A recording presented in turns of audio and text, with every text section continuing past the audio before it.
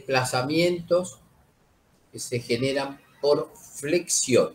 Entonces, hagamos una primera pequeña síntesis de lo que nos pasó. Entonces, veamos, ¿cuáles fueron las deformaciones, ya sea por flexión, corte? Y lo que les propongo es hacer una síntesis de lo que hemos trabajado hasta ahora. O sea, nosotros trabajamos 4 casos. Tomamos una porción elemental de barra, esta porción elemental de barra, la solicitábamos axilmente y decíamos, acá hay un esfuerzo normal, hay un normal, y lo que nos aparecía es que esta barra iba a tener deformaciones de este tipo, exageradas, para que se puedan visualizar. Y yo decía, si esto es el diferencial de longitud, lo que se corrió, lo que se alargó, es un diferencial U. Punto tal de que hablamos de deformaciones específicas como la relación existente entre esta variación de longitud sobre la longitud inicial. Eso nos llevó a pensar de que las tensiones que venían asociadas con esta expresión nos permitía plantear finalmente que este epsilon x no era más que la relación existente entre n, el esfuerzo normal aplicado, sobre el módulo de elasticidad y el área. Y fue con esta premisa que trabajamos el problema del axil. O sea, esto fue para trabajar el axil. Después, si lo que queríamos era trabajar el torsor, en el torsor lo que hacíamos era un análisis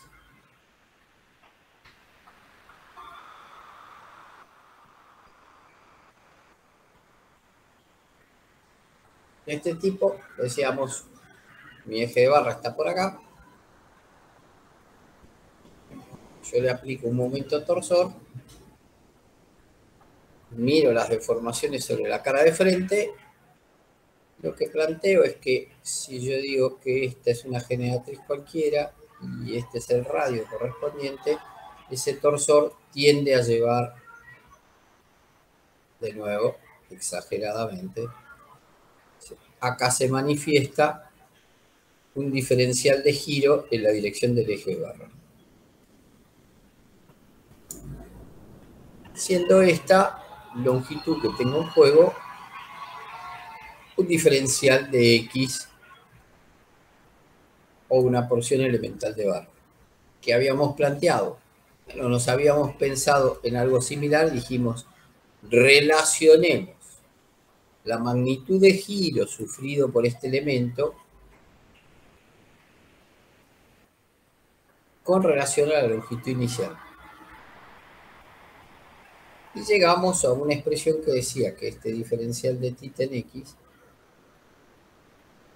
era igual al torsor, y de nuevo volvía a aparecer algo similar a lo que nos aparecía en axil. Aparece el material, en vez de con módulo de elasticidad longitudinal, con transversal, porque en la primera teníamos, en este teníamos tensiones normales, acá tenemos tensiones tangenciales, entonces trabaja con módulo de elasticidad transversal. Nos aparece el polar, nos aparece el diferencial de X, dice, acá tenemos la magnitud de giro a este término le llamábamos condición de rigidez axil, condición de rigidez a torsión, y la particularidad que nos aparecía en estos dos casos es que cualquiera sea este caso, en estos dos lo que aparece es que se deforma conservando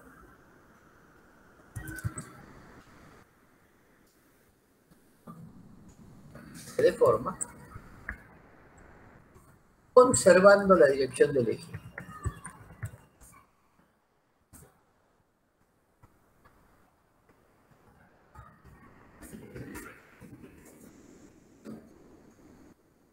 Sí, esa es la situación que nos aparece para este caso que tengo acá.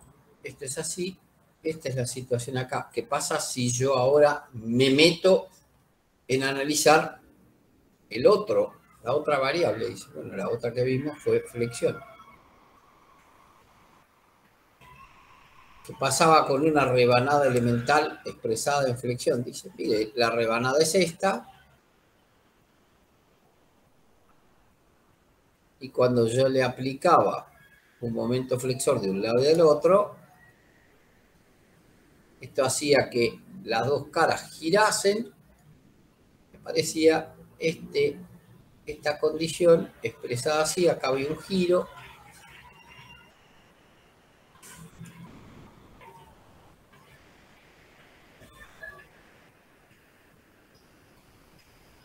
y dale con que me vuelvo a equivocar que tengo que sacar esto.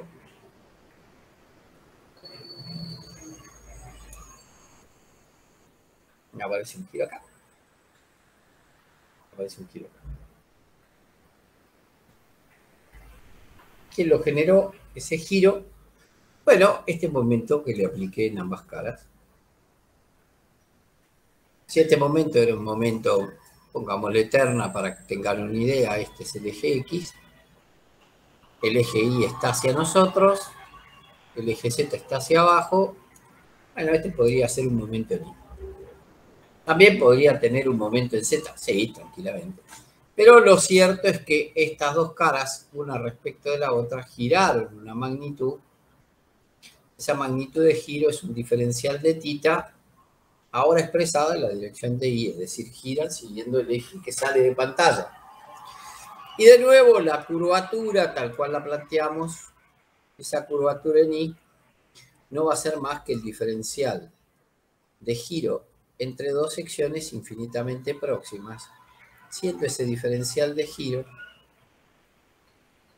el valor del momento flexor que tengo, dividido módulo de elasticidad. De nuevo vuelve a aparecer el longitudinal y acá aparece la inercia referida al eje Y por el diferencial de X. Y acá está el término que estoy buscando, donde acá aparece la condición de rigidez, pero ahora a flexión.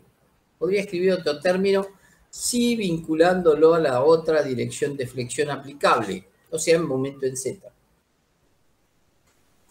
Y finalmente me aparece la cuarta condición, que sería el corte. ¿Qué pasa si yo tengo corte aplicado? Corte, pongo corte. ¿Qué le hace al cortar? Dice, mire, tengo la misma rebanada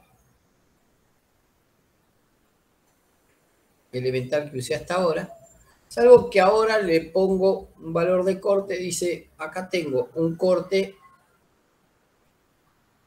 supongamos un corte en Z, acá tengo un corte en Z, ¿y qué le provocaría estos dos cortantes? Dice, bueno, si fijo la cara de atrás y me quedo con la cara de adelante, hay un desplazamiento, una deformación hacia abajo de una cara respecto de la otra.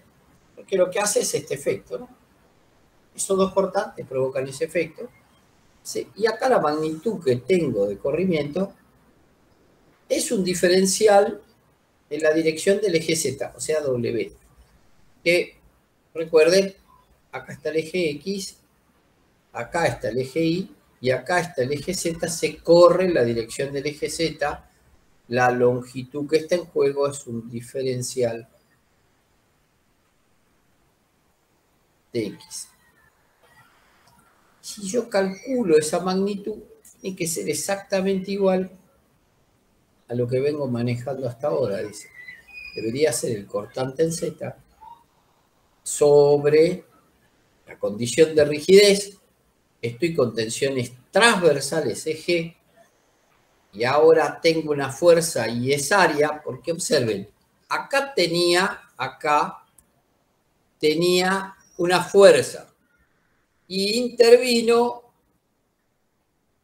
área.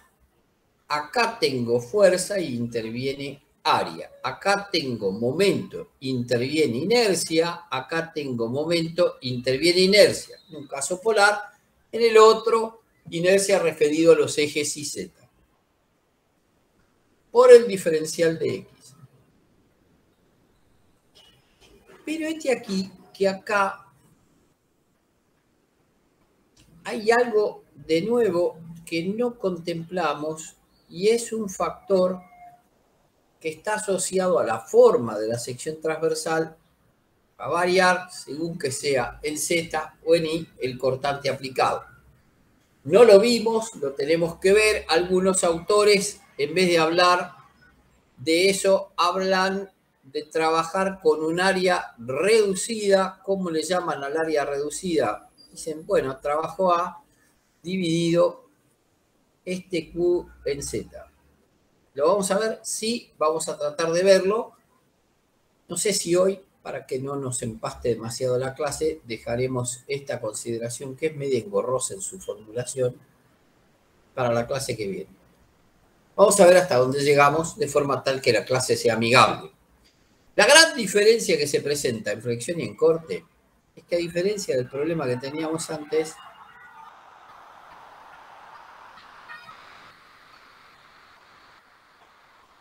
ahora se deforma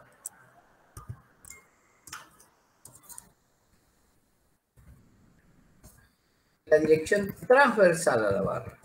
O sea, la barra deja de ser un eje recto.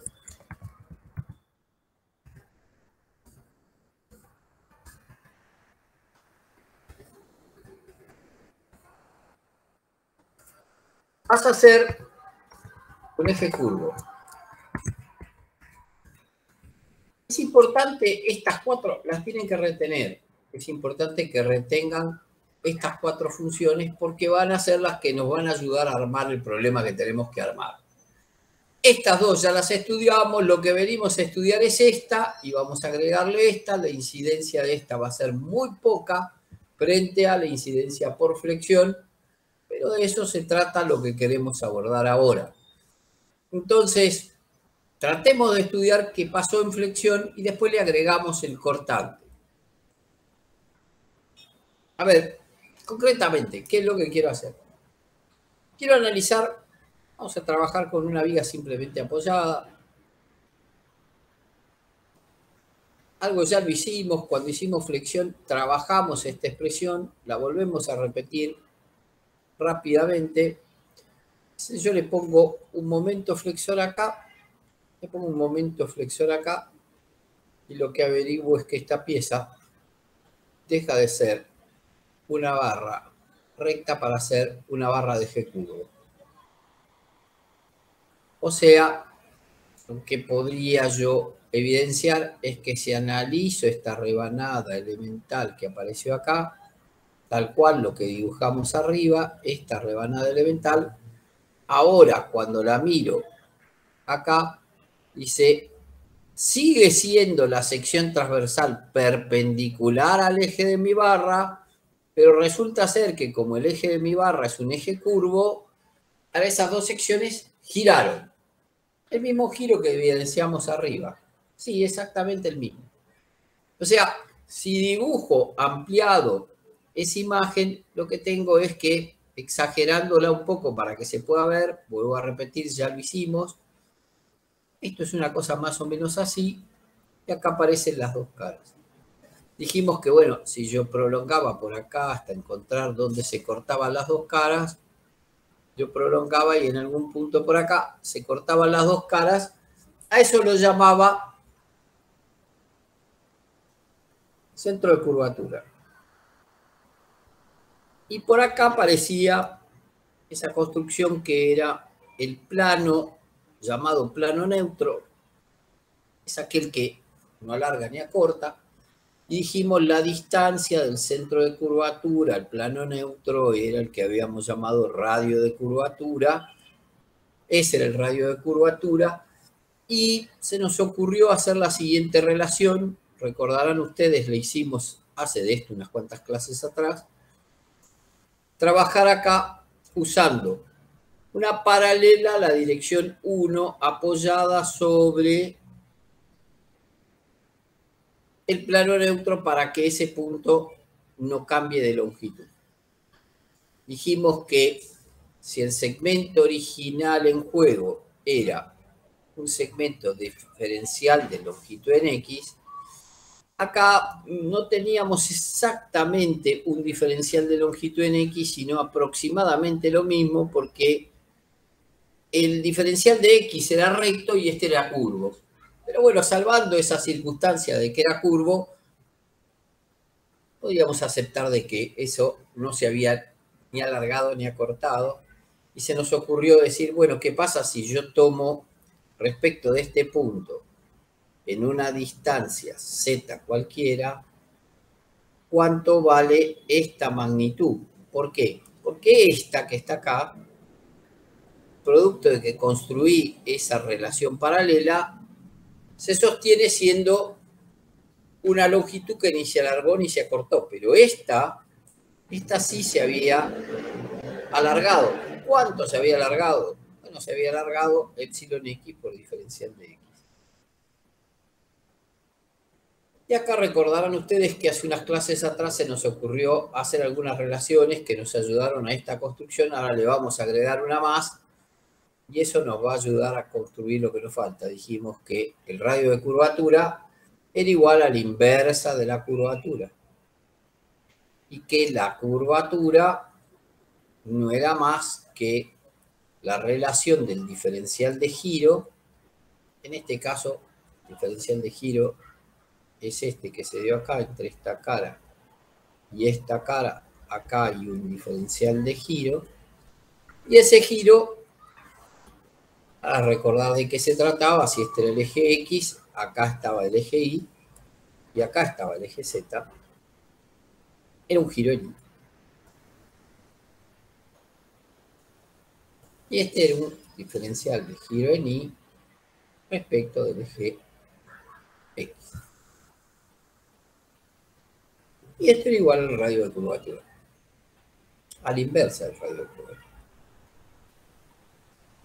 O sea, dicho de otra manera, si multiplico estos dos términos,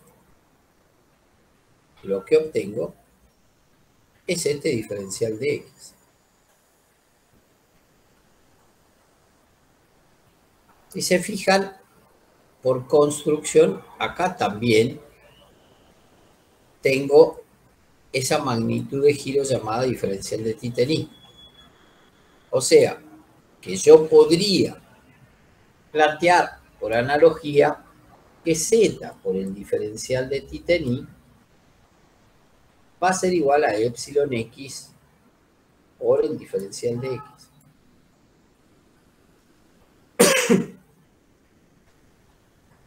O sea, podría decir que epsilon X es igual a la curvatura, en este caso es curvatura en Y, por Z. ¿Por qué? Hace el diferencial de X abajo del diferencial de θ. Y fue así con esta construcción que llegué a que si yo planteaba que las tensiones en X no eran más que E por epsilon X,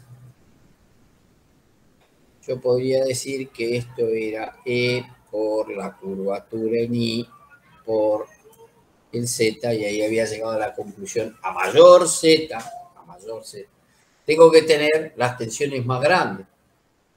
Sí, eso parece coherente. Y finalmente, si reemplazo ese término de la curvatura, me aparece que acá tengo que este es MI sobre JI y por Z, y si lo reemplazo, esto tendría que ser E por la curvatura en Y por Z, con lo cual llegué a la expresión que ya había sacado antes, que dice que la curvatura en Y no es más que el momento en Y sobre E y JI. Este término es el que pusimos antes. Y de ahora en más, bueno, vamos a tratar de escribir un paso más en este desarrollo. Si yo quiero encontrar la expresión de matemática de esta curvatura, la expresión matemática de la curvatura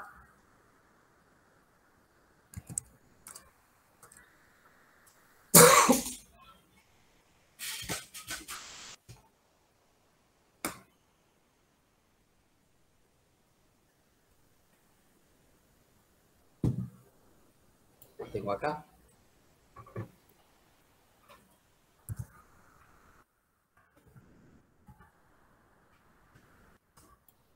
Se podía aproximar con la derivada segunda, ¿no? Correcto. La curvatura es la que tiene la derivada segunda en juego. Dice, la curvatura es la derivada de W respecto de X al cuadrado. Pero acá abajo viene un término que es, esto sale de matemáticas, 1 Igual a más, 3 medios, ¿no? exactamente, la derivada, en vez de segunda, la derivada primera, esta elevada al cuadrado y todo esto elevado a la 3 medios.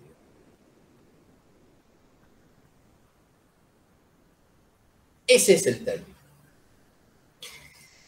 Claro, lo que pasa es que acá podríamos ver si realmente vale la pena meterse en esta expresión que es engorrosa o la podemos simplificar sin que esa simplificación nos traiga un problema demasiado serio, porque en realidad lo que nosotros decimos es que estamos trabajando con la existencia de la linealidad cinemática. Linealidad, ahora sí, cinemática. Y si hablo de la linealidad cinemática, hablo de pequeños desplazamientos. Tengo muy pequeños los desplazamientos. Entonces, si yo tengo los desplazamientos muy pequeños, lo que tendría que ponerme a analizar es qué pasa con esta función, la derivada segunda de W respecto de X, que no es más que la derivada primera de esta función. Y ahora observen ese valor como este valor, el corrimiento diferencial de W es muy pequeño, producto de esta premisa con la cual arrancamos. Esta derivada va a ser todavía mucho más pequeña. O sea, lo que podríamos decir es que este valor va a estar bastante, pero bastante por debajo del valor de 1. ¿Por qué? Porque este corrimiento es muy pequeño y la derivada todavía va a ser mucho, pero mucho más pequeño. Entonces, una de las premisas que podríamos aceptar es trabajar con este valor igualado a 0. Entonces, si nos quedamos con la derivada segunda, que fue el problema que nosotros planteamos. ¿Qué es lo que estamos diciendo cuando decimos y hablamos de quedarnos con esto? Decimos, mire, si planteo eso, la curvatura en I no va a ser más que la derivada de W, la derivada segunda, respecto de X dos veces. Pero a ver si lo podemos hacer un poco más amigable, esta expresión, para que no sea una cuestión meramente matemática y si desde lo físico podemos llegar a tratar de verlo de alguna manera. ¿Qué es lo que estoy diciendo? Bueno, a ver, yo tengo esta pieza, esto se curva. Por supuesto, lo exagero para poder mostrarlo. Analizo en una posición X cualquiera y la condición que tengo es que esta es mi sección. ¿Qué le pasa eso mismo cuando lo analizo acá? Dice, esa posición quedó girada. Entonces, si yo trazo la tangente a la función, esta tangente, lo que estoy midiendo no es más que cuánto pasó desde este punto hasta este punto. Eso es lo que me interesa calcular. Ese es el desplazamiento en dirección vertical. Y lo que yo podría decir es, acá tengo un giro, entre una sección y la otra, tengo un giro. Este es el giro que estoy tratando de manifestar, porque las dos secciones giraron una respecto de la otra. Ese es un giro en Y. Ahora, si es cierto que estoy con magnitudes muy, pero muy pequeñas, lo cierto es que este giro prácticamente coincide con la tangente de ese giro en Y. O sea, coincide con la derivada de la función en el punto que estoy analizando. Acá parece amigable. ¿Pero qué era la curvatura? Bueno, la curvatura era agarrar a esa expresión y derivarla, es decir, agarrar ese giro y derivarla. O sea, lo que estoy diciendo es que tomo la derivada primera y la convierto en una derivada segunda y con eso trabajo. Y bueno, ya ahora lo tengo porque esta derivada segunda, ¿se entendió lo que expliqué?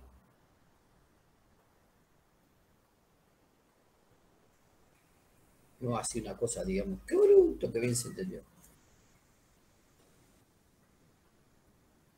Voy de nuevo.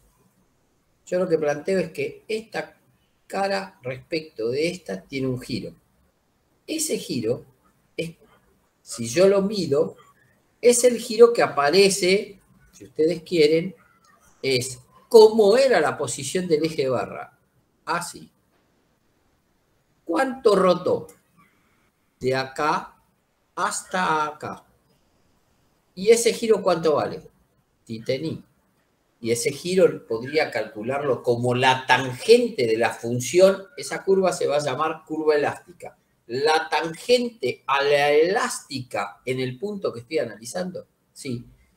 Y hay error entre el giro y la tangente muy pequeño, porque a valores muy chicos las tangentes y el giro se confunden. Entonces podría decir que es la derivada primera. Pero a mí no me interesa la relación con la derivada primera porque lo que tengo es la relación con la derivada segunda. La curvatura no es más que agarrar esta función giro y derivarla respecto de x. Entonces la relación la tengo con la derivada segunda. Y esa relación la tengo expresada como el momento flexor, según lo que vi ahí arriba, el momento flexor sobre el material y el momento de inercia. Acá tengo la expresión que me va a ayudar a construir lo que quiero. Tengo que hacer una pequeña salvedad y hay que hacer una corrección que atiende a un problema de signo. Para que se verifique, tengo que agregarle un signo menos. Puedo mostrar por qué es el problema del signo menos, pero digamos, no es lo que me interesa plantear este problema de este signo. Solo quiero tratar de ver si puedo empezar a calcular sobre la base de esta premisa bastante simple, piezas simples como la que acabábamos de plantearnos. ¿Qué se nos había ocurrido? Se nos había ocurrido agarrar una viga simplemente apoyada y ponerle un par acá, que llame M, y ponerle acá un par acá, que llame M. ¿Qué quise? Quise buscar esta elástica.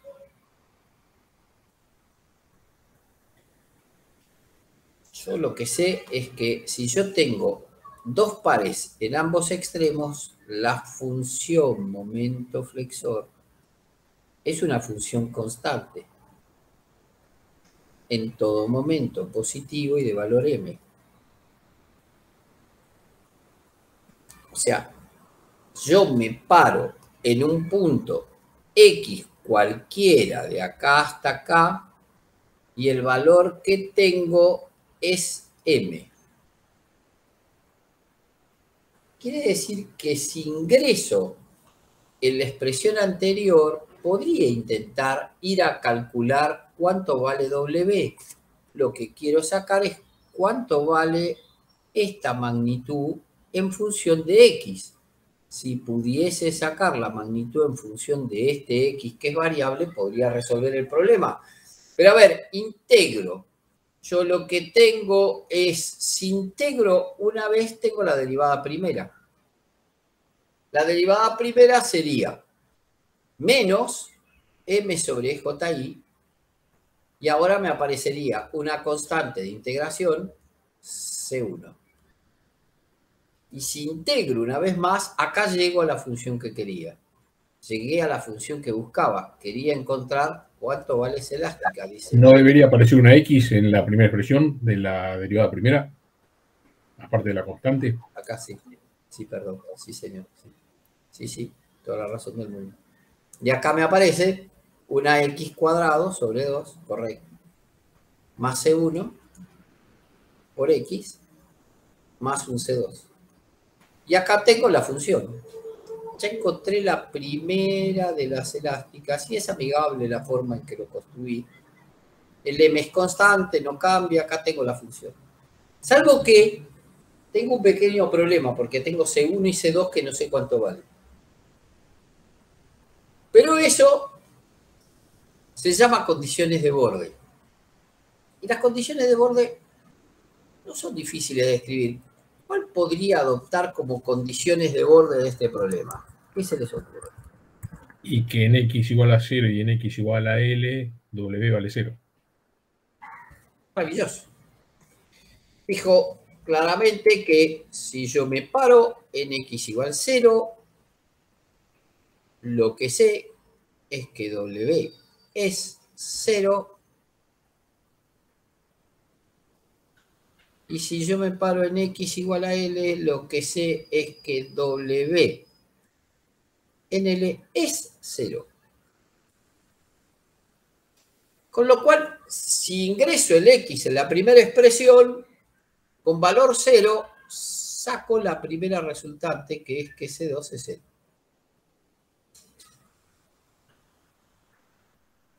Y si ingreso, ahora ya C2 no está, ingreso L, podría sacar C1 de la misma expresión, sacar el valor de C1, y C1 va a ser igual a M sobre 2 veces EJI,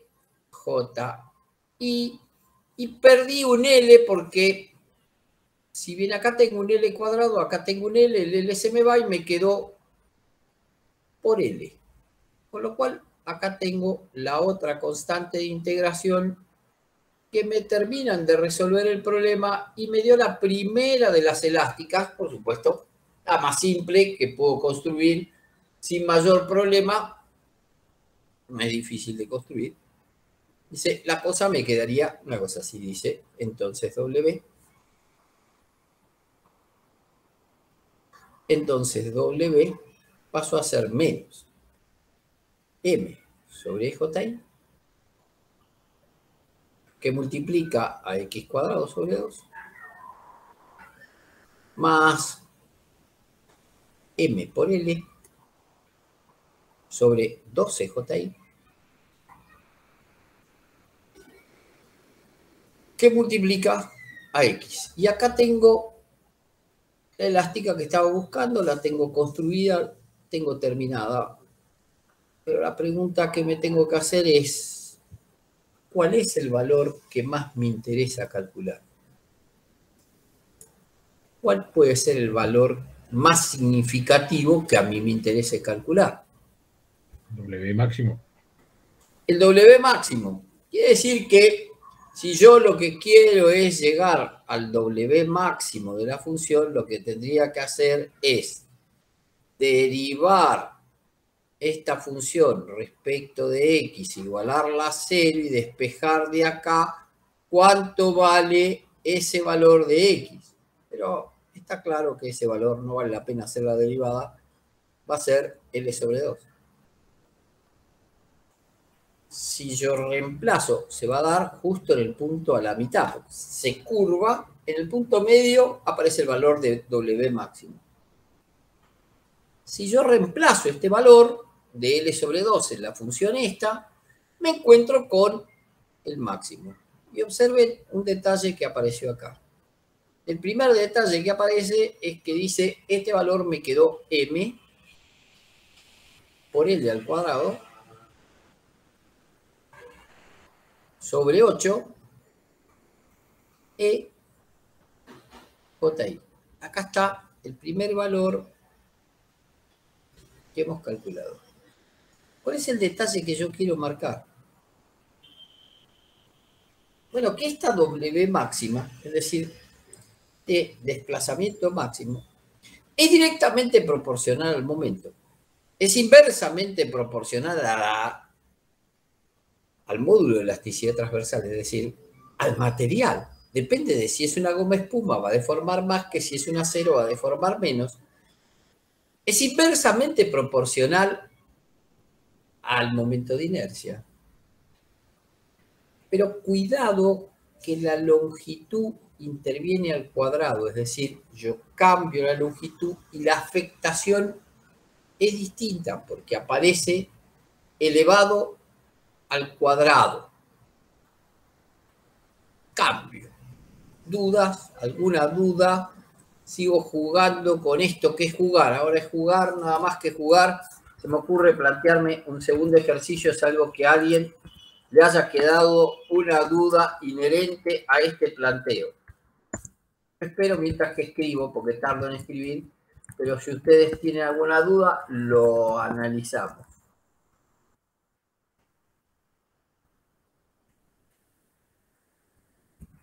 Voy a hacer entonces una viga simplemente apoyada con carga distribuida uniforme.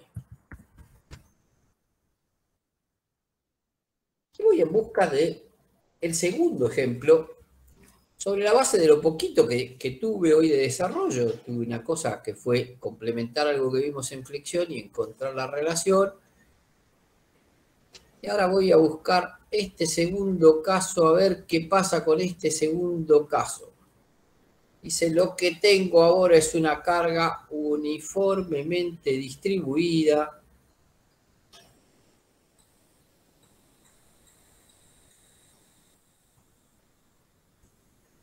de valor Q. La función momento flexor es una función de este tipo. Acá aparece la función cuadrática que en su máxima expresión es Q por L cuadrado 8. Si yo me paro en una distancia X genérica cualquiera, ¿cuánto vale esta función momento en función de X? Porque es eso lo que necesito construir. Dice, bueno, no es tan difícil porque yo sé que esta reacción de vínculo es Q por L sobre 2. Sé que esta distancia que va de acá hasta acá es L al que le resto X. Con lo cual podría decir que este momento flexor es ese par, que es positivo, Q por L sobre 2, que multiplica a L menos X. Ahí está. Pero ahora le tengo que restar el tramito de carga distribuida que tengo acá arriba. Es decir, tengo que analizar esta porción de carga distribuida para encontrar una resultante parcial que va a estar a la mitad del tramo. Dice, bueno, pero eso viene a restar, dice, menos la Q actuante en L menos X. Sí, señor. Y el brazo de palanca es L menos X sobre 2. L menos X sobre 2. Si hago pasaje de términos para encontrar una expresión un poquito más compacta, podría llegar a que esta función momento flexor nos va a quedar algo así. Q sobre 2, que trabaja con L por X menos un X cuadrado. Acá está. Es simplemente desarrollar un poquito la función de arriba y encontrar una expresión un poco más compacta que es esta que tenemos acá. ¿Qué tengo que hacer? Bueno, de nuevo jugar con lo que yo sabía, la derivada segunda de W respecto de X dos veces. Fíjense que voy a hacer lo mismo que hice antes, es menos el momento flexor que tengo en juego sobre EJI, salvo que ahora, cuidado, este momento ahora es una función variable, o sea, acá tengo esa expresión, antes era una constante, pero ahora minga que es constante.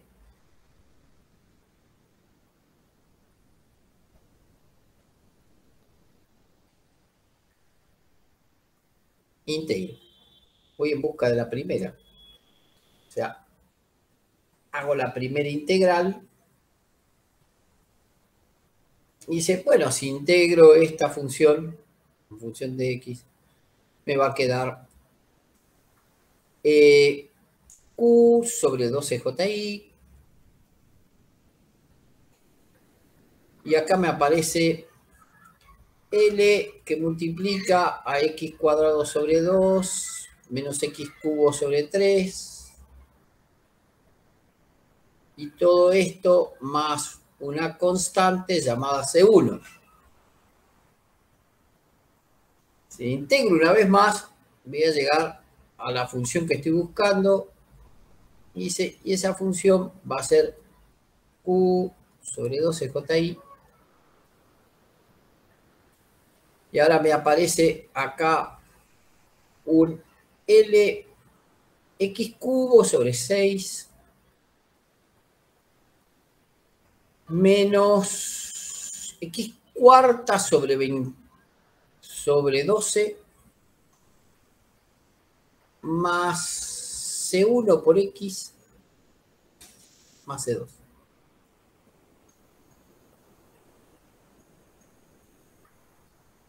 ¿Dudas de lo que construí?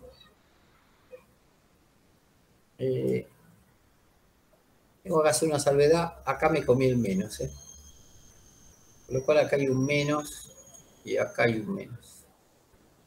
Perdón, me olvidé ese menos. ¿Alguna duda de lo que hice?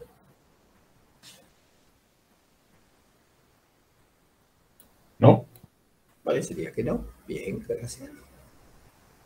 Bueno, ¿puedo aplicar las condiciones de borde antes?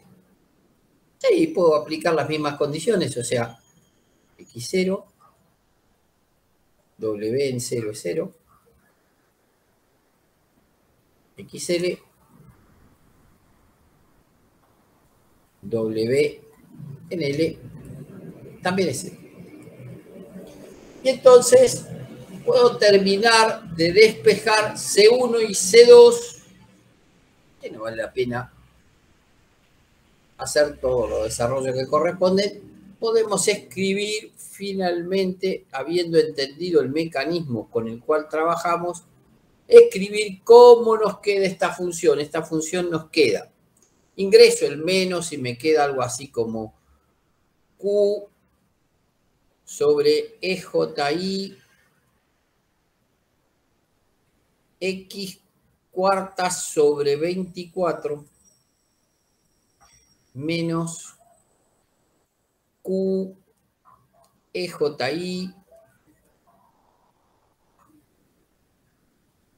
Y ahora me aparece por LX cubo sobre 12. Y cuando reemplazo el C1 y el C2 que saqué, fíjense, de acá puedo sacar que C2 es 0 porque es inmediato. Esta es inmediata, la otra es un poco más laboriosa, tampoco es nada imposible, pero lo que da es que este segundo término dice que esto es Q por X por L al cubo sobre 24 EJI. Bien, fenómeno. Escribí la función, llegué a la función y ahora me vuelvo a preguntar lo mismo que me pregunté antes, que me interesa obtener máximo de función.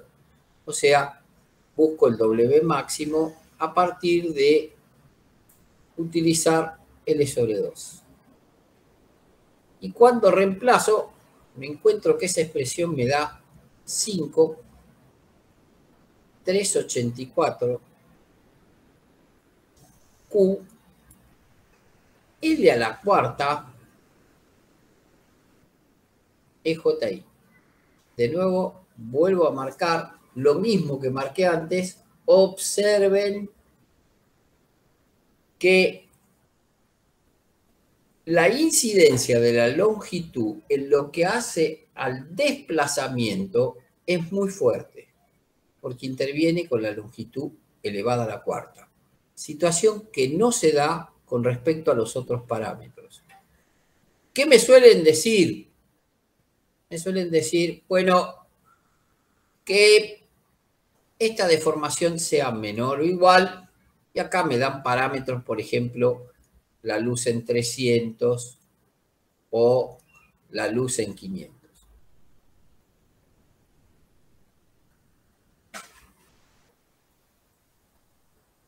¿Alguna duda?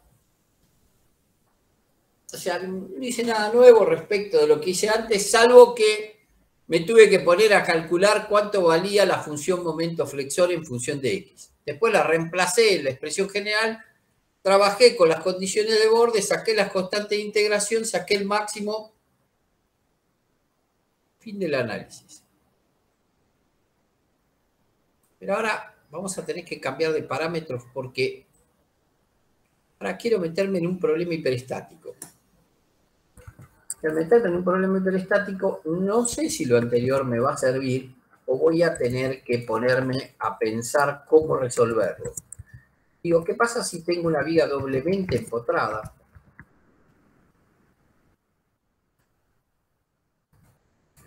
Con una carga uniformemente distribuida.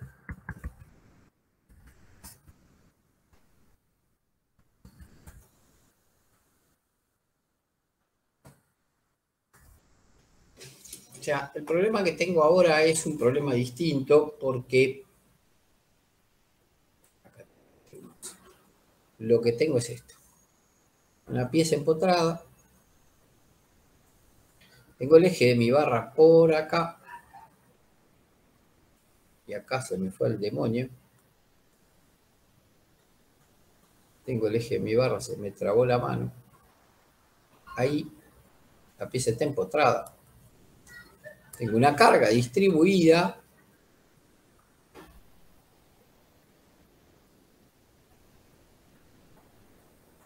Puedo intuir cuál es la deformada que puede llegar a tener esta pieza.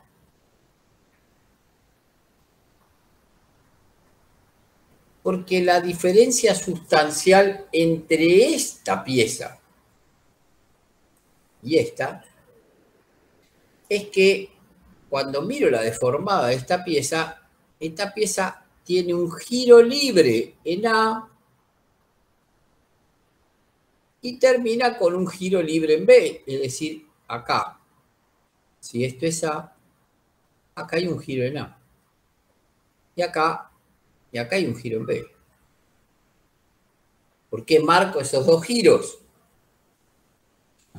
Porque cuando voy a la segundo esquema, ahora en A, producto del empotramiento, no tengo giro y en B tampoco tengo giro y la carga distribuida va hacia abajo.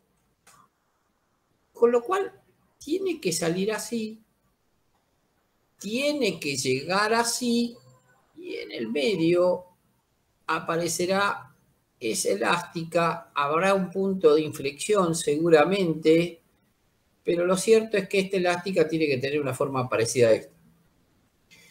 Además está a decir que si me pongo a mirar con un poquito de detalle, podría inferir que la deformación que va a sufrir esta pieza tiene que ser menor, a pesar de que la carga fuese igual, de que la longitud fuese la misma, la deformación máxima que sufre la pieza tiene que ser más acotada, más chica, producto de que nace con giro nulo en A y termina con giro nulo en B. Creo que eso se logra apreciar. O sea, lo que digo es que esta deformación máxima tiene que ser notablemente más chica comparada con una viga simplemente apoyada. Sí, eso lo entendí. Acá, por otro lado, debería haber un par que reaccione con este sentido, o sea, lo que está tratando de hacer es agarrar y llevar a esa pieza que, si la miro en el giro libre para llevarla a condición de giro nulo, la arrastro hacia arriba de forma tal de que salga horizontal. Lo mismo me pasa con el momento en B. Este es el momento en A, este es el momento en B, esto es estabilidad 3. Es parte de lo que van a ver en estabilidad 3, pero solo es un puente. No es estabilidad 3 puro, es apenas un mero puente. Lo que yo sé es que si tiro un diagrama de momento flexor, alguien no ve los dos momentos en A y en B, alguien lo pierde, se pierde de vista.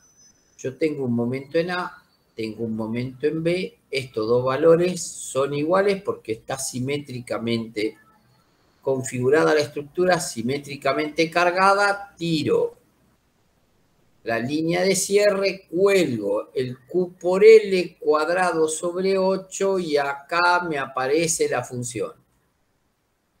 ¿Cuánto vale el momento flexor en X? Si usted me dice cuánto vale el momento en A o en B, yo se lo calculo. Ah, yo no lo sé. Ah, si usted no lo sabe, yo menos. Con lo cual, este momento flexor en X, no lo sé. ¿Podría intentar calcularlo? Sí, podría tratar de convertir este sistema hiperestático en un isostático aplicando lo que vimos en Axil. Sí, podría.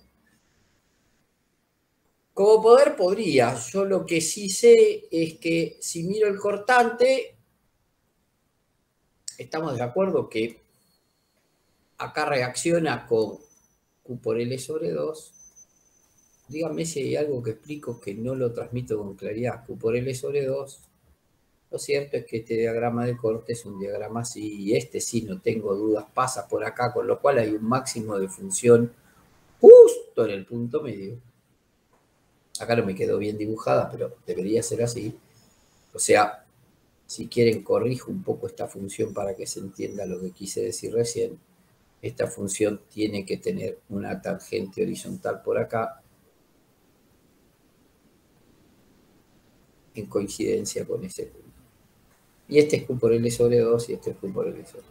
Pero lo que no sé, lo que no puedo, es tirar el diagrama de momentos flexores. Y eso es un bodrio, porque yo todo lo que tengo es esto.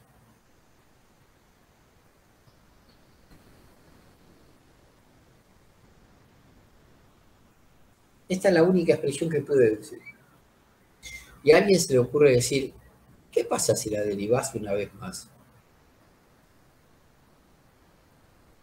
Bueno, si la derivo una vez más, lo que estaría haciendo es meterle la derivada al momento flexor. Dice, este momento flexor es en Y respecto del eje en X, 1 sobre JI. Acompáñenme ahora sí en esta deducción para que vean de dónde sale. La primera de las expresiones usadas ya fue deducida anteriormente, pero ahora se me ocurre derivar esta función una vez. Y la pregunta que me hago es, ¿qué es esto? Eso es Q. Dice, ese es el valor del cortante. Con lo cual, lo que podría decir es que acá me apareció por primera vez la función cortante. Es un corte en Z, dividido en JI. Y si ahora se me ocurriese hacer la derivada en función de la cuarta derivada, lo que estaría haciendo es menos la derivada del cortante en Z respecto de X, 1 sobre JI.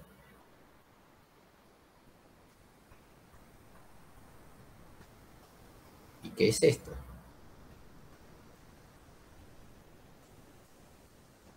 En la carga distribuida. Correcto. Para repasar qué habíamos hecho cuando vimos estabilidad 1, cuando construimos estos diagramas de característica, habíamos hecho algo así, habíamos puesto la carga distribuida puesta acá, Yo simplemente para que no queden cosas descolgadas, esa es la carga distribuida.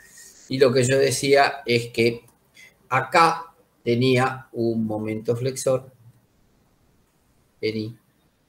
Y como esta función crece hacia la derecha, acá tenía un momento flexor más un incremento de función. Ese incremento de función llevaba a la presencia de anularlo con un cortante. Esto gira en sentido horario, le tengo que meter, gira en sentido antihorario, le tengo que meter un giro en sentido horario y lo meto a través de estos dos cortantes. Y este es un cortante en la dirección del eje bajo, el cortante en Z. Nico, ¿te puedo llamar en un ratito porque estoy en clase? Ok, Mario, disculpame. No.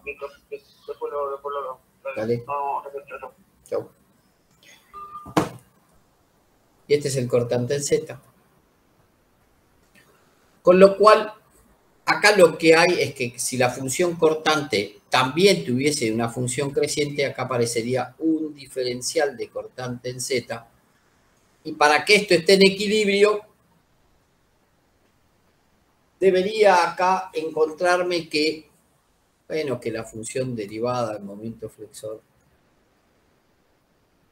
en Y respecto de Z, de X, es el cortante en Z.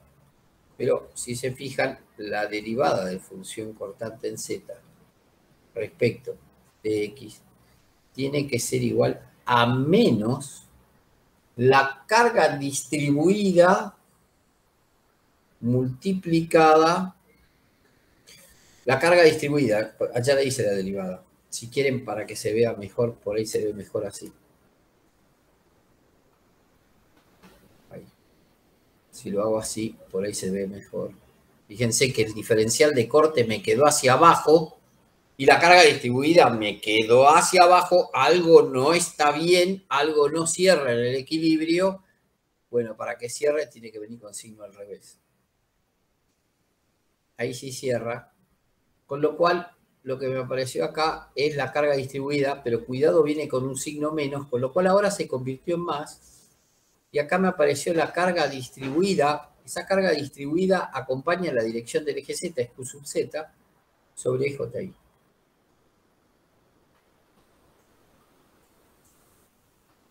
Y ahora voy a hacer el proceso, perdón, alguien no lo entendió lo que fui construyendo, derivé una vez, derivé otra vez y fui reemplazando estos términos por los términos que aparecen. Acá debería incorporar este menos a la función porque se me fue el menos, me cambió por más. Con lo cual, yo lo que puedo decir claramente es que acá está asociado a la carga distribuida. Pero, ¿qué pasa si ahora hago el proceso inverso? Si integro, voy al revés. Ahora integro, voy bajando para ir otra vez hacia la derivada partiendo de la carga distribuida, porque ahora la carga distribuida sé cuánto vale. La tengo establecida como dato del problema. Entonces, si a partir de esta función yo vuelvo a integrar, me encontraría con algo así, dice la derivada tercera, va a ser más Q sub Z sobre JI, que multiplica a un X más una constante de integración. Ahora, si esta era la carga, si esta función era la carga, esta función, ¿qué es?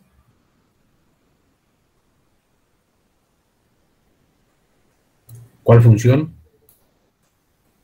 Si la derivada cuarta es la carga, la derivada tercera, ¿qué era la derivada tercera? Era Q. Era el corte. Porque fíjense que partiendo de cuánto se deforma la pieza, yo puedo escribir, puedo pedirle a un MATCAD que me grafique todas estas funciones en función de la deformada de la pieza. Sí, tranquilamente. Porque me saca el corte. Claro, si ahora voy para arriba me va a sacar el momento. Está claro que la derivada segunda, una más de esta, la derivada segunda de esta, va a ser el momento.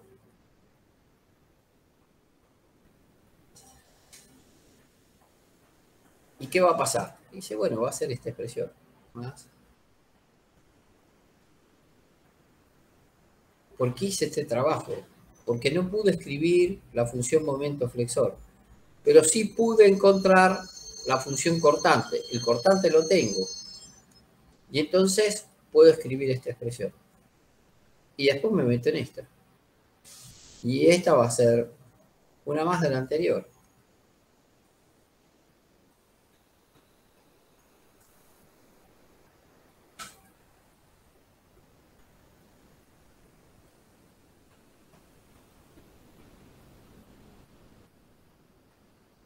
Ahora la pregunta es, ¿y esta qué es?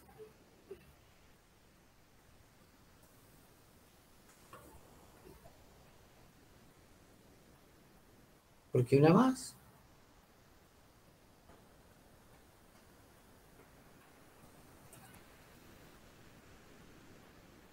¿Es el giro?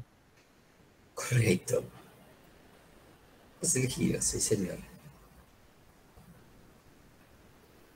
Porque la derivada de la primera función era la tangente, la derivada de la función es la tangente y la tangente era el giro. Por eso hice hincapié en mostrar ese concepto desde lo físico y no desde lo matemático, para ver si ayudaba a pensarlo.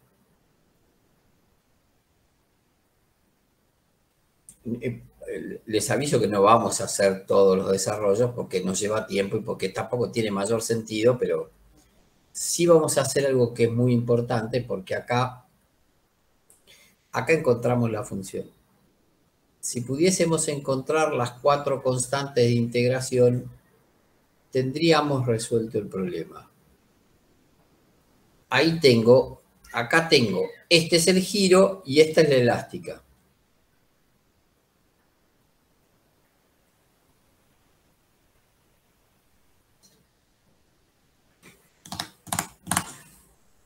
La clave, como siempre, está en encontrar cuáles son las condiciones de borde,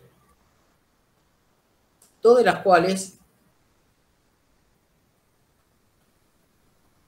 ajustan, a pesar de ser una pieza empotrada, ajustan a lo mismo que dijimos cuando era una viga simplemente apoyada. Porque es cierto que para x igual 0, W0,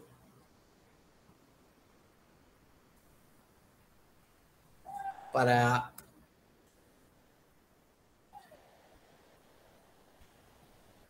x igual L,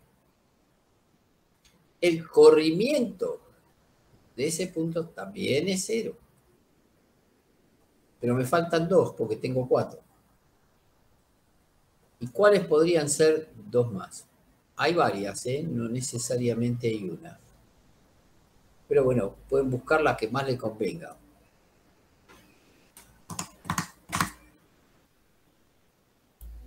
Los giros en los extremos valen 0. Bien.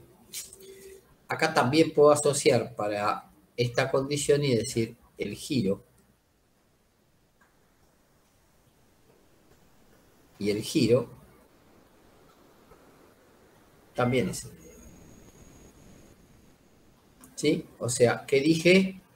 Dije que este punto no se desplaza hacia abajo, pero que tampoco tiene posibilidad de tener un giro porque está empotrado.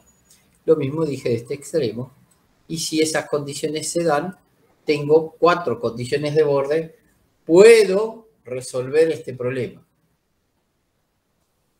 Pregunto por curiosidad, ¿se les ocurre alguna otra?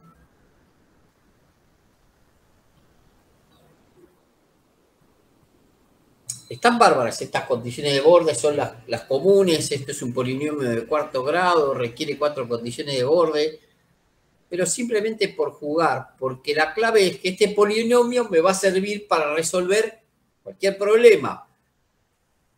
¿Lo puedo usar? Sí, señor. Cambio la forma de sustentación y lo puedo seguir usando. Pero la pregunta es, por curiosidad, ¿se les ocurre alguna otra condición que me pudiese servir? No sé si sirve, pero en L sobre 2, ¿el giro no vale 0 también? En L sobre 2 el giro es nulo. Pero podría decir que esa puede costar más de llegar a verla, pero está bien, la sumo en XL sobre 2. Es cierto, el giro es 0. ¿Alguna más? Y hay corte 0 en L sobre 2, o sea, la derivada tercera, ahí puedo sacar C1, con la ecuación de la derivada tercera. Correcto.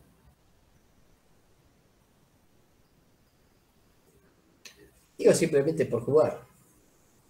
O sea, si me pongo a jugar, puedo encontrar esas dos funciones como elementos para poder tener alguna condición de borde más. ¿Qué me interesa? Como siempre, me interesa el W máximo. Solamente vuelco el resultado. Y dice que esto queda 1 sobre 384 QL cuarta de J. O sea, la deformada en la pieza simplemente apoyada es 5 veces mayor que la deformada máxima en la pieza empotrada. Porque la anterior era 5,384.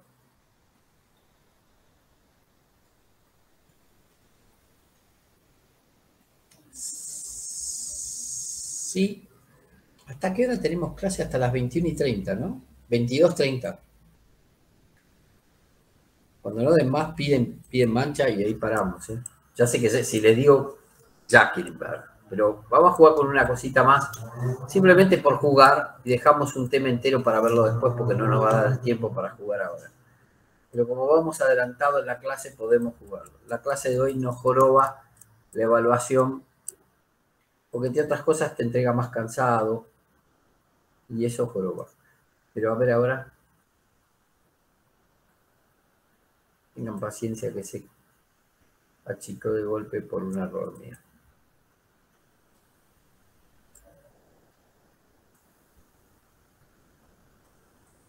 Propongo esto. Propongo hacer otro ejercicio más. Que por supuesto cada vez le voy haciendo menos al ejercicio, ¿eh? Si ahora tengo una viga empotrada simplemente apoyada.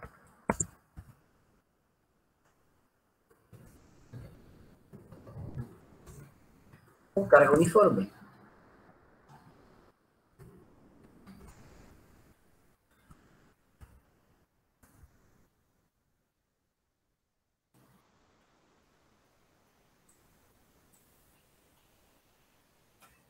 ¿Qué digo? Digo esto. Tengo una pieza empotrada. En el extremo, en el otro extremo, tengo simplemente apoyada. Tengo carga uniforme. Y lo que más me interesa es las condiciones de borde, porque la expresión, este polinomio de cuarto grado, lo puedo volver a usar. Porque de nuevo no sé cuánto vale. Sí sé, más o menos puedo intuir cómo es la elástica de deformación. Dice, sale, pero termina con un giro. Acá no hay nada que restrinja la posibilidad del giro en B. El giro en B es existente, con lo cual la pieza más o menos tendría una cosa así.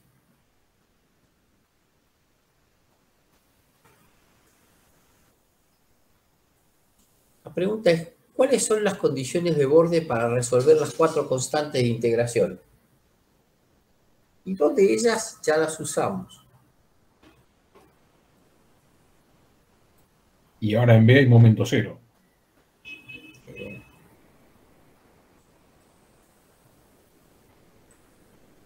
En B es la derivada segunda, ese es el momento.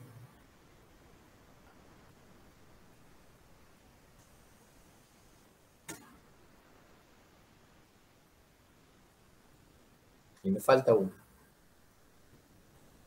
Por supuesto puede haber varias, pero hay una que podría ser la emblemática, que ya la usamos anteriormente. Y dice el giro. NAS.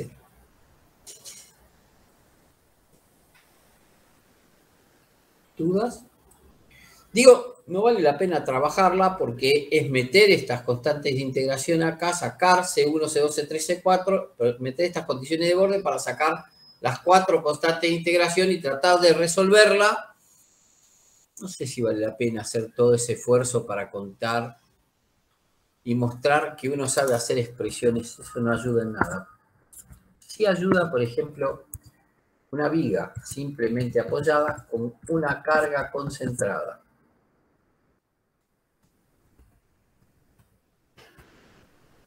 De nuevo, no la vamos a desarrollar, o si quieren desarrollamos un poquito, pero no mucho, porque la idea no es entrar en los desarrollos matemáticos de todo, pero sí ver qué casos son los casos particulares que debo aprender a contemplar, porque en realidad la clave de este cálculo de desplazamiento viene a traer respuesta mucho más rápida si me meto con trabajos virtuales. Pero no sé si hoy va a dar para meternos con trabajos virtuales, porque lo piola sería que trabajos virtuales lo veamos en alguna medida descansado. Pero ahora el problema es este. Voy a mirar el diagrama de momentos flexores. Este lo sé escribir. No tengo ninguna duda que este puedo escribirlo. Esto es P por A sobre L, siendo A. Y esto B. Y esto es P por B sobre L. Y el diagrama de momentos flexores acusa un máximo acá y tiene una variación lineal acá, hasta acá, y tiene una variación lineal acá, hasta acá. Quiere decir que si me paro acá en este X, yo puedo escribir cuánto vale este momento en X. Si yo me paro acá en este X, puedo escribir cuánto vale este momento en X.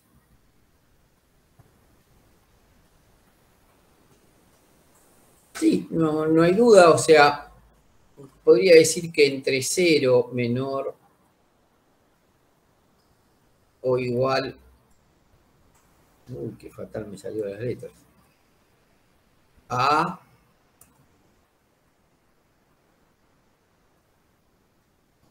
yo puedo escribir cuánto vale la función momento flexor M en X. Si miro para atrás es más fácil que si miro para adelante. Le doy vuelta el signo y buenas noches encantado. Y eso me ayuda a escribirlo. Dice, ese par es un par. O sea, hago P por B sobre L por X. Y ahí lo escribí. Miré hacia atrás. Fue más fácil que mirar para adelante. Y si después escribo entre A menor o igual que X, menor o igual que L, podría escribir cuánto vale la función MX, pero ahora mirando para adelante, porque ahora tengo la picardía de mirar hacia adelante. Y puedo sacar que esto es P por A sobre L, y la distancia es L menos X.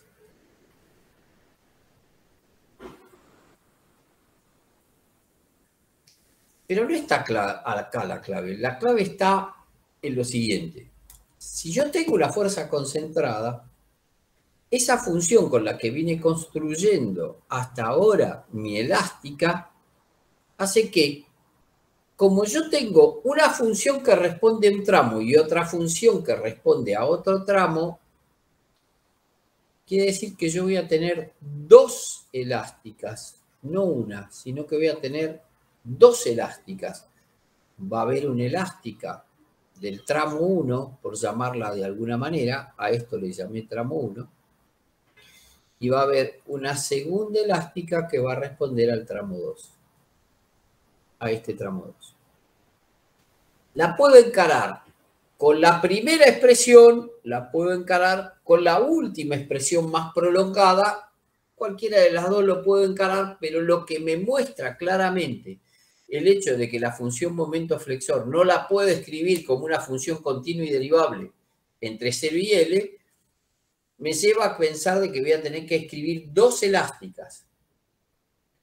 Con lo cual, ahora me van a aparecer, si me paro en el primer proceso, ¿se acuerdan que tenía dos constantes de integración? ¿Cuáles son las condiciones de Born? ¿Me siguieron? ¿No me siguieron? ¿Se perdieron? ¿Lo expliqué mal? ¿Se entendió por qué tengo dos?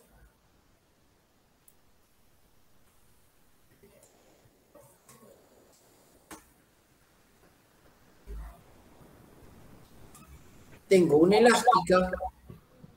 Perdón. Una voz distinta. ¿Sí? ¿Le escucho? ¿Se entendió? Tengo una elástica que probablemente acuse su máximo por acá, pero que no tenga la misma forma de un lado al otro.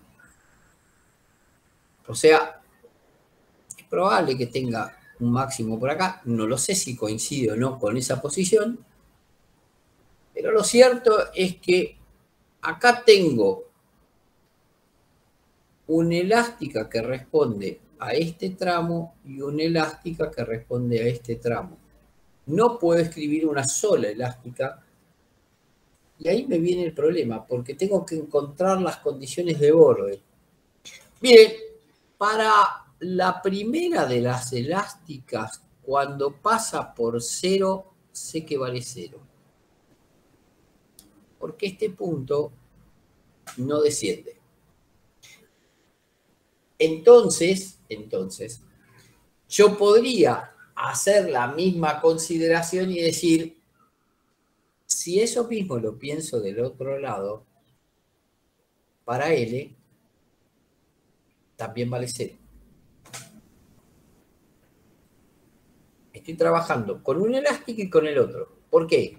Y porque esta elástica va a tener C1, C2, y para llamarlas distinto, porque pueden ser distintas, y de hecho lo son, C3, C4. Tengo que buscar esas cuatro constantes siempre que yo parta de utilizar esa expresión que habíamos dicho de la derivada segunda de W respecto de X dos veces expresadas como menos el momento flexor variable según que X tome dividido LJ. Si voy por la expresión más general, ningún problema.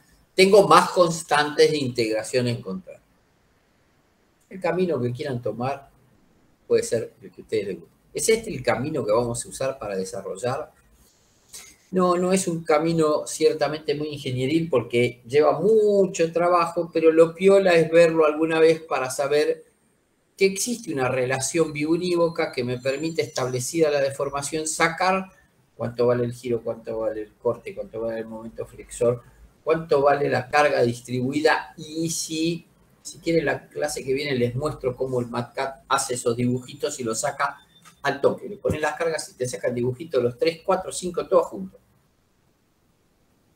Pero ayúdenme, necesito como mínimo, tengo dos, necesito dos más.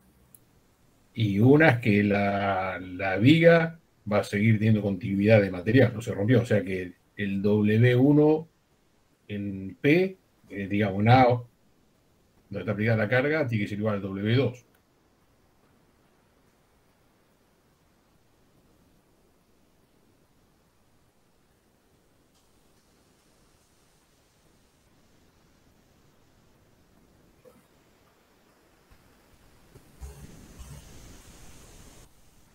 Pero me falta una más.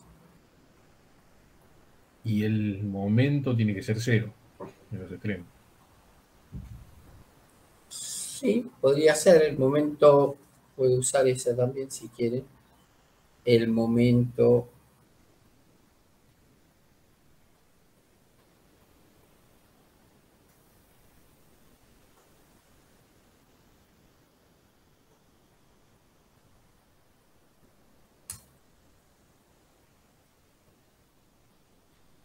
pero me falta una más. Algo me dice que tengo que aplicar otra, no la del momento.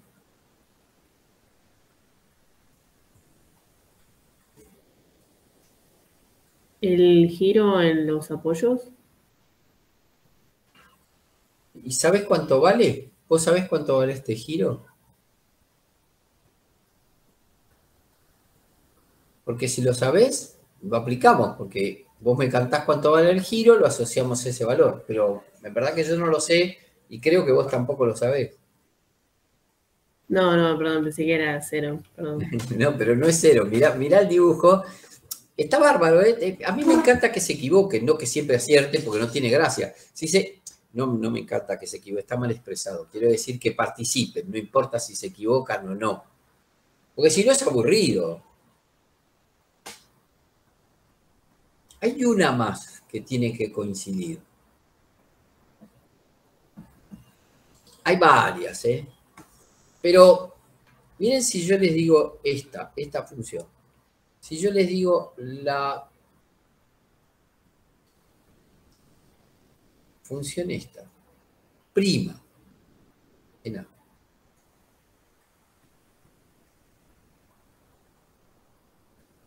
Prima, en A.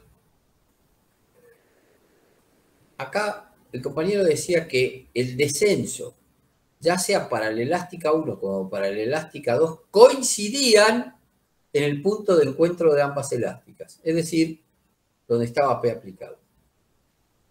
Y ahora cuando yo escribí esta, hablo de la derivada primera. ¿Qué es lo que estoy diciendo? Miren este dibujito. Que el giro en ese lugar es el mismo para las dos elásticas. El giro en ese lugar es el mismo para las dos elásticas. ¿Y es el mismo? Y es el mismo, y sí.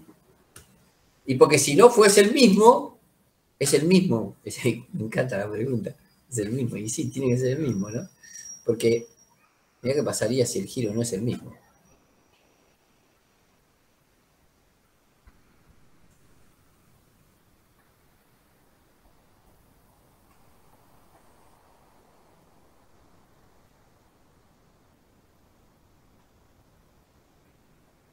Está bien. Sí, está claro. Sí, está claro. Sí, pero está bien, pero todo el derecho del mundo. O sea, no solo tiene que descender lo mismo, sino que tienen que darle continuidad, porque si una pieza en el punto de encuentro giran distinto y se quebró la pieza, no hay otra posibilidad, la pieza se ha partido, porque hay giros distintos de un lado que del otro. Está clarísimo.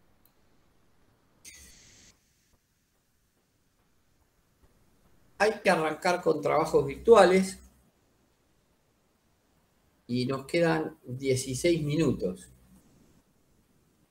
¿Vamos esos 16 minutos? ¿Están dispuestos a acompañarme?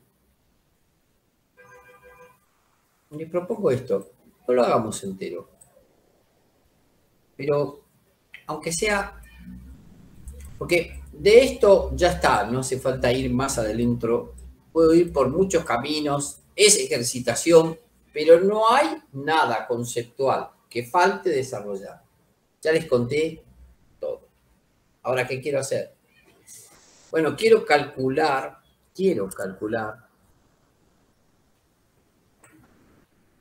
no lo voy a hacer entero, pero voy a aprovechar estos minutos para no, porque lo que no quiero es atrasarme en los temas, y encima la clase que viene el bodrio de estado de tensión, de estado de tensión no es tan complicado como el de deformación, pero después vamos a ver qué damos para no volvernos locos. Lo que quiero hacer es el cálculo de desplazamiento aplicando TTB. Y solo voy a enunciar el problema en la parte física para ver si la parte física me ayuda a entender. ¿En qué consistía trabajos virtuales? Trabajos virtuales tenía una parte que era real y una parte que era imaginaria. En un caso calculaba los desplazamientos en mi sistema real generados por una fuerza unitaria en coincidencia con la incógnita que yo quería calcular. Tengo un cartel bandera. ¿Qué es un cartel bandera? Un cartel bandera es un ejemplo que nos sirve para pensar en el problema que se nos puede presentar dentro de muy poquitas horas cuando empecemos a combinar solicitaciones. En un cartel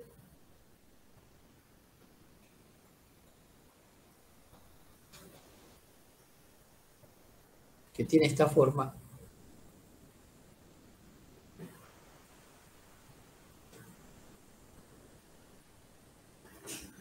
está empotrado en el piso.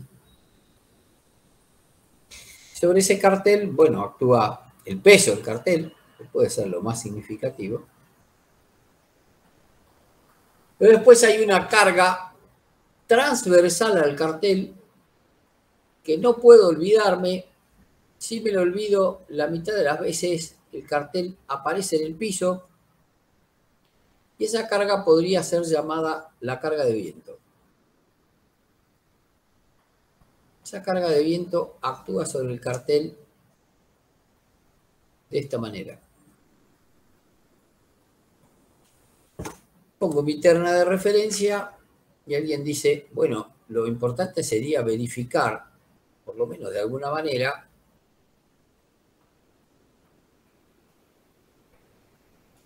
que el desplazamiento de este extremo en esta dirección no sea exageradamente grande.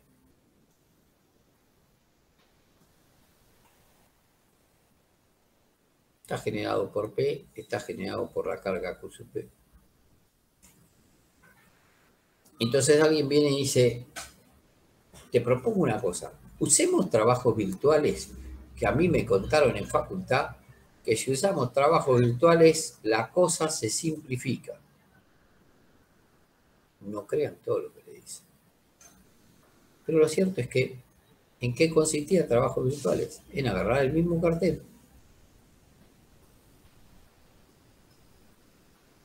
y en coincidencia con la incógnita que quiero despejar, inventarme. ¿Estamos de acuerdo que esto es lo real? Ahora viene lo imaginario de este lado.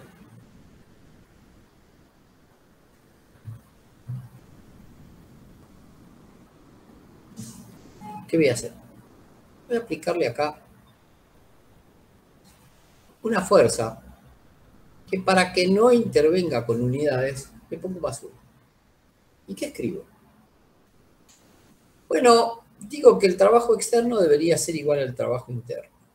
¿Qué es el trabajo externo? El externo son las fuerzas que están al exterior de la estructura y el interno son las fuerzas al interior, las características. Claro, ¿qué trabajo Perdón, es? Mario, me perdí en el epsilon que dibujaste. Quiero calcular el La parte real. corrimiento. Sí. Quiero calcular el corrimiento. ¿Cuánto se va para atrás el extremo libre del cartel? Ah, ok. ¿Cuánto se corre en la dirección I? Epsilon es eso, sí. O sea, le puse una letra. Si querés le pongo otra letra. Le pongo No, W. Pero es el corrimiento hacia atrás de ese punto. Y ese corrimiento va a depender de todas las variables en juego, porque ahora me paro en la columna y cuando me paro en la columna, ¿qué solicitaciones tiene la columna? ¿Tiene esfuerzo normal? Sí. Sí. ¿Tiene momento flexor en I? Sí. ¿Tiene Sí. Bien. ¿Tiene momento flexor en Z? Sí, también. Sí. Sí, ¿Tiene con la carga cortante? Tranquilos. Tiene cortante ni, por eso dije, vamos a jugar con esto, que hasta acá no es meterse de lleno en el problema, y por ahí lo podemos avanzar y dejarlo planteado para que no nos... Pero siempre es lindo trabajar tranquilo, no ir a la carrera, porque yo puedo ponerle más ritmo, pero después nadie entiende nada. ¿Tiene cortante ni? Sí. ¿Tiene cortante en Z? No. No, la respuesta es no. Cuidado, cuidado, que si bien tengo momento flexor en I, tengo momento flexor en Z, cuidado que la línea neutra del flexor I, flexor Z no coincide con la del cortante porque hay en la columna un flexor que no es variable, se mantiene constante, entonces no trae corte en Z y sí trae corte en I. Por eso lo desacoplo. La línea neutra del flexor es una cosa, la línea neutra del corte a veces coincide, a veces no coincide, porque a veces hay flexión constante y entonces no hay cortante en juego. Pero ¿qué más hay en la columna? Hay momento torsor. Hay un torsor inducido por el viento. El viento hace girar, retuerce a la columna. O sea, tengo de todo lo que se me puede ocurrir. Y si planteo el trabajo externo, este es muy acotado. ¿Por qué? Porque si bien tengo acá, recuerden, del imaginario tomo las fuerzas. Si bien en las fuerzas tengo reacciones de vínculo al pie, lo cierto es que cuando vaya a buscar del otro lado los desplazamientos asociados, voy a decir, sí, mire, usted tiene reacciones de vínculo en el pie, en el empotramiento, pero lo que no hay son ni desplazamientos ni giros, porque la pieza está empotrada. Entonces, todo se limita a la carga 1 que está puesta en el extremo libre. Repito de nuevo, la carga 1, esta que está acá, que es de donde voy a tomar las fuerzas, provoca en el empotramiento reacciones de vínculo. Pero cuando vengo a buscar su compañero, porque estos son de a pares, o sea, trabajan por un lado las fuerzas y por el otro los desplazamientos, y siempre de lo que trabajo es de la conjunción de los dos, cuando vengo a buscar los desplazamientos asociados, digo, al pararme de este lado, producto del empotramiento, ni se desplaza ni gira. O sea que lo único que me quedó es esta fuerza 1. Dice, entonces acá me aparece más 1, que multiplica a la incógnita buscada. Un corrimiento cita A, si no les gusta la letra, la cambio por otra más amigable, que depende de P, depende de Q sub B, para que se sepa quién provoca eso. Y ahora viene la igualdad. Agárrate, Catalina, porque ahora hay que meterse al interior, y en el interior hay normal, hay flexor en I, en Z, hay cortante en I, hay torsor, hay de todo lo que se nos pueda ocurrir y quizás más. Entonces alguien dice, bueno, hagamos una cosa, agarremos un anillito de acá para empezar a pensar el problema. Y ese mismo anillito, busquémoslo acá para empezar a pensar el problema. Hago este trabajo de tomar los dos anillitos para que se vean de qué se trata. O sea, ¿qué quiero decir? Digo, mire, si yo tomo, supongamos que la columna fuese una sección circular anular. Podría ser cualquiera, ¿eh? No vayan a creer que es esto. Solo ajusta la sección circular, lo dijo Alonso en la teórica. No, la sección puede ser genérica. Lo muestro acá para tratar de ir planteando el esquema del problema y que se vea. Y de este lado voy a hacer el mismo anillito. Porque recuerden que las fuerzas salen de un lado y las deformaciones, los desplazamientos salen del otro, no salen del mismo. Entonces, si me paro aquí, ¿Qué tendría que aparecer? Bueno, tendría que buscar si este 1 que tengo acá genera, no lo sé, ahora lo estudiaré más adelante, pero estoy tratando de encontrar una expresión genérica. Si genera un esfuerzo normal, a esto lo solíamos llamar deformación. Históricamente tiene el nombre de deformación virtual, aunque acá no lo está. Y a esto lo solíamos llamar sistema equilibrado. Entonces lo que queríamos era ver si aparecía esfuerzo normal debido al sistema equilibrado. Como es inducido por una carga 1, suele ser denominado con una letra 1. Esta faja que tomé es una faja de diferencial X. Ya sé, me van a decir, no tiene, ya lo sé, pero estoy tratando de plantear las 6 expresiones. ¿Por qué? Y porque tengo un normal, 2 flexores, 2 cortantes y un torsor.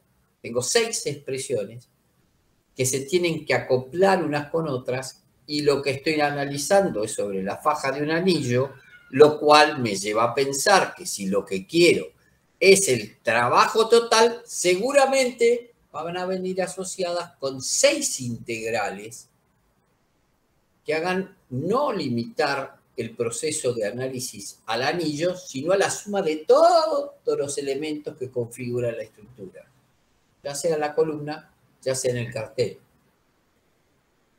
Tengo que estudiar todo el conjunto, porque lo que quiero es el corrimiento de un punto de toda la estructura. Entonces hay 6 integrales en juego.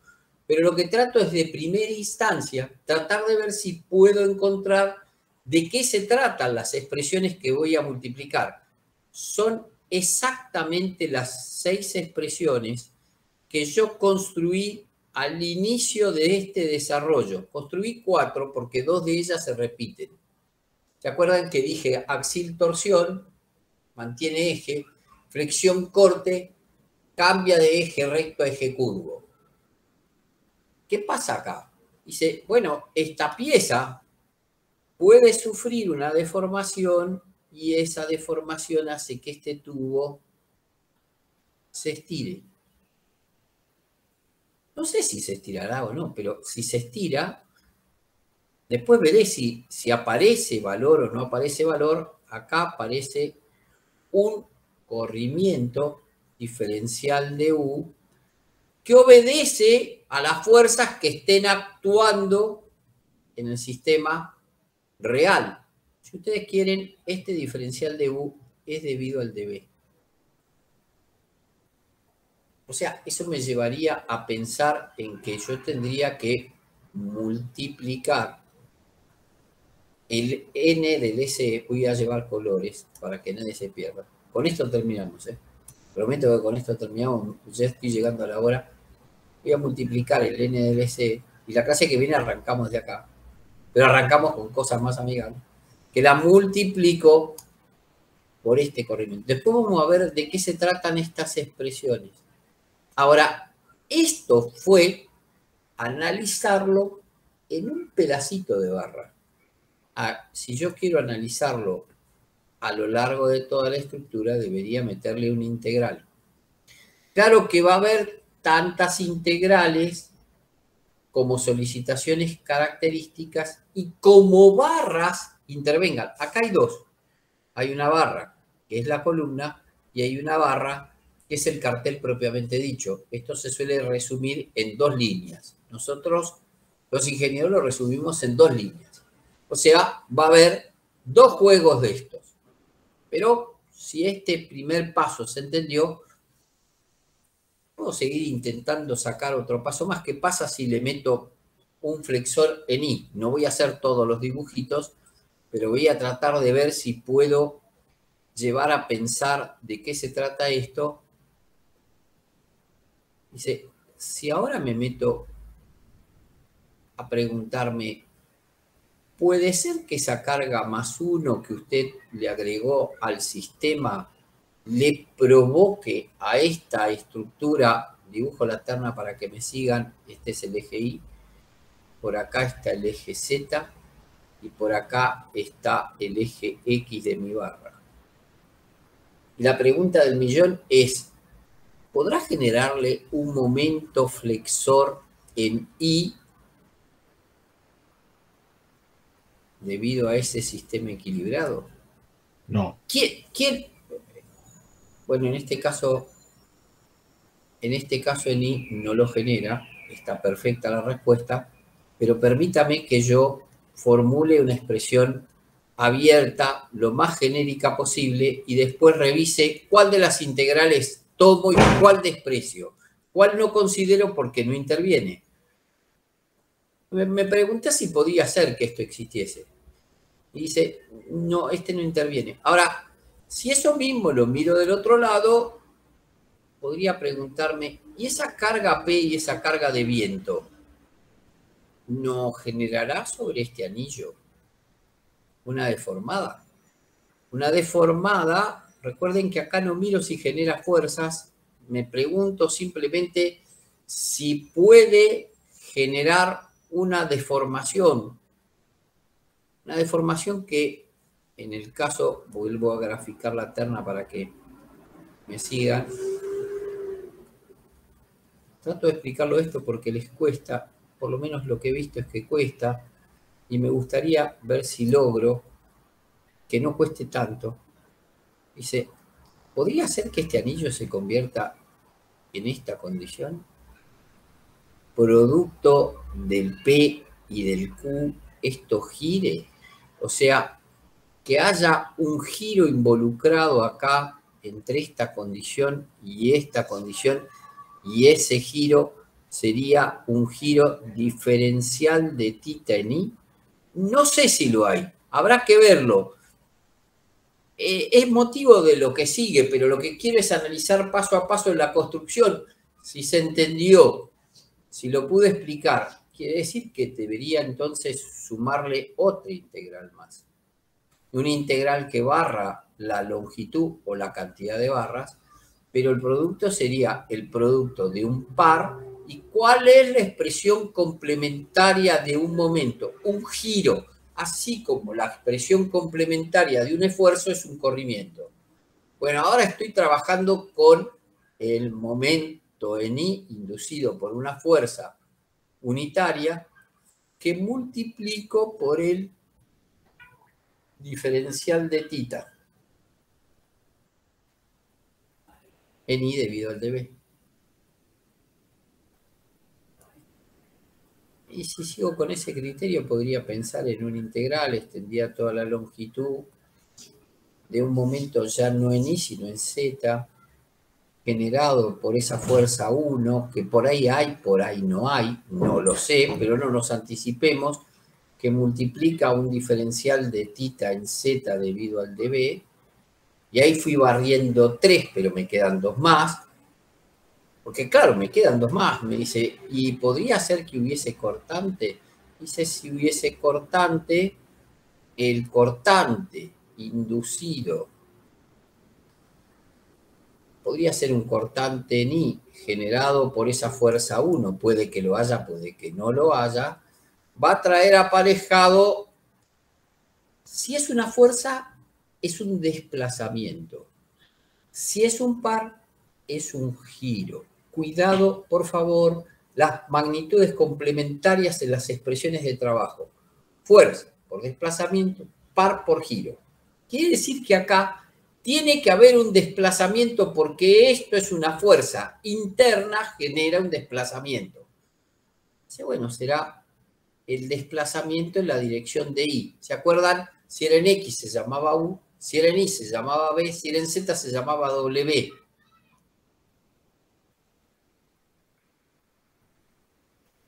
Al que le podría sumar la otra integral extendida a toda la longitud del otro cortante, si es que lo hay.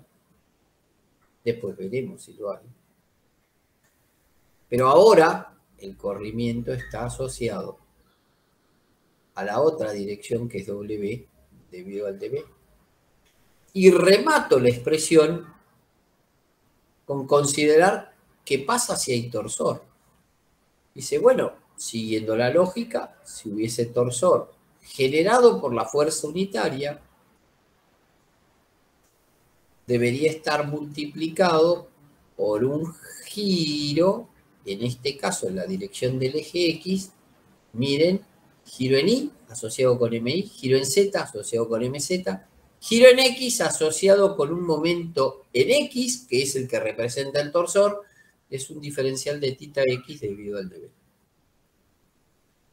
¿Cuántas veces tengo estas integrales? Tantas como barras. ¿Cuántas veces van a intervenir? Habrá que ver si hay valores de los azules o si hay valores de los amarillos, o si no los hay, no hay producto, no intervienen. ¿Qué vamos a hacer la clase que viene? Si esto medianamente se entendió, bueno, vamos a tratar de reemplazar estos juegos de términos, porque este término ya lo aprendí y lo tengo graficado al comienzo de la clase de este segundo tramo, este también, y entonces los voy a volver a escribir. Pero eso va a ser motivo de la clase del miércoles que viene.